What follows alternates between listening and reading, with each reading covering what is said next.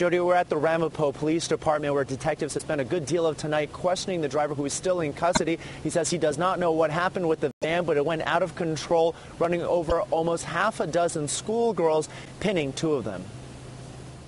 The van 42-year-old driver Rachid Elasri lost control of sits in the front yard on Bush Lane, coming to a stop after mowing down 5 girls playing in a driveway after school. The van came down the street over here. He went up the sidewalk, went up on the grass. Was children on the driveway, went over a few children. 2 children was trapped with a bumper. One of the girls is 7 years old. The others are 9. Several were in critical condition. Emergency workers tried to clear the scene of curious onlookers. One of the victims was clearly in worse shape than the others. She was not breathing.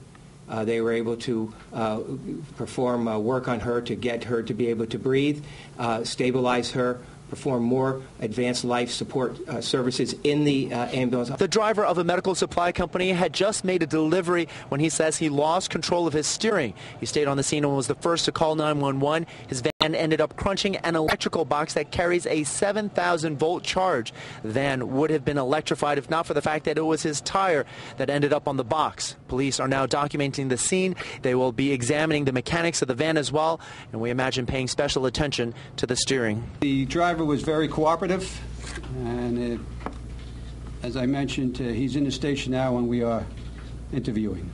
Remorseful, upset? Yes, he was. We're told the driver has a good driving record, and so far the physical evidence seems to back up his account. For one, there were no acceleration marks at the scene, so it would indicate the driver did not accidentally or intentionally slam on the gas pedal. And by the way, the real story tonight, all of the girls out of critical condition, listed in stable now, including the girl who was unresponsive, suffering from a head injury when emergency crews first arrived. We're live tonight at the Ramapo Police House. All right, through Channel 11 News, we now go to Marvin Scott in East